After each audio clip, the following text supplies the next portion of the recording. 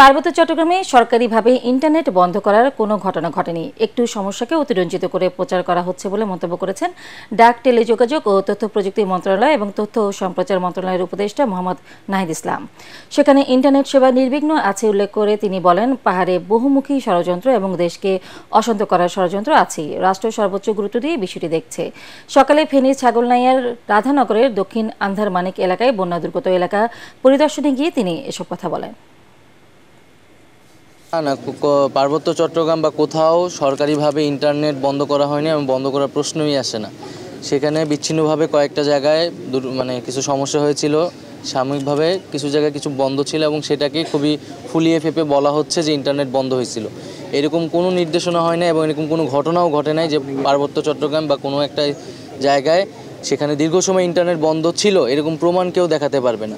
So এই বিষয়টি আসলে সত্য নয় এবং ইন্টারনেট বন্ধের বিষয় বা এই ধরনের সমস্যা কিছু সরাসরি সেখানে যারা আছে জেলা প্রশাসক আছে তাদের সাথেও আমি কথা বলেছি এবং ওখানে ভুক্তভোগী কেউ থাকলে কোথাও যদি এই ধরনের ঘটনা ঘটে আমরা বলবো যে আপনারা যথাযথ কর্তৃপক্ষের সাথে এটা যোগাযোগ করে জেনে নেবেন এবং আমরা এই ধরনের কিছু অভিযোগ করার ক্ষেত্রে যাতে সম্পূর্ণ সত্যটা জেনে তারপরে এটা বলি, এটাও আমার অনুরোধ থাকবে।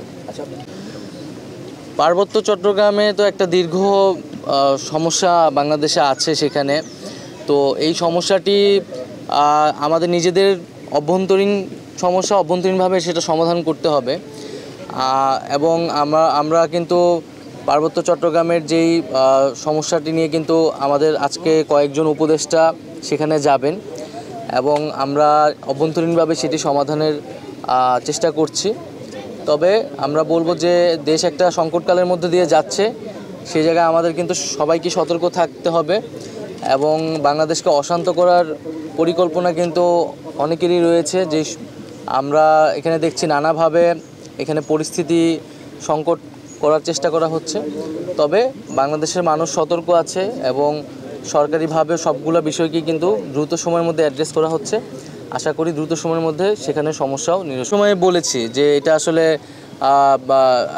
এই জিনিসটা ভারতের এইভাবে বাঁধ খুলে দেওয়াটা উচিত হয়নি, যদিও তারা স্বীকার করেনি বাঁধ খোলার বিষয়টি। তো সেই বিষয়েও যে যৌথ নদী কমিশন রয়েছে সেখান থেকে আলোচনা হয়েছে, কূটনৈতিক পর্যায়ে আলোচনা হয়েছে এবং এটা যাতে সামনের দিকে এই ধরনের ঘটনা না ঘটে সেজন্য ভারতের সাথে কথা বলা হচ্ছে। পরিমাণ কমিয়ে আনতে পারি সেই জন্য আমাদের বাঁধগুলোকে স্থায়ীভাবে কিভাবে সংস্কার করা যায় সেই বিষয়ে আলোচনা চলছে এবং যে সংশ্লিষ্ট উপদেষ্টা যিনি আছেন তিনিও নিয়ে আসবেন এবং এই বিষয়ে অভিজ্ঞদের সাথে কথা বলে সিদ্ধান্ত নেবেন। আর এখন মূলত আমরা যে পুনর্বাসন কার্যক্রমটা সেইটা কিভাবে দ্রুত গতিতে সম্পন্ন করা যায়। প্রাথমিকভাবে সবার আসলে গৃহ নির্মাণটা সবার চাহিদা এবং তার সাথে যে শিক্ষা সামগ্রী, শিক্ষা উপকরণগুলো যেগুলো নষ্ট হয়ে গেছে, তো স্কুল কলেজ খোলার ক্ষেত্রে স্কুল কলেজে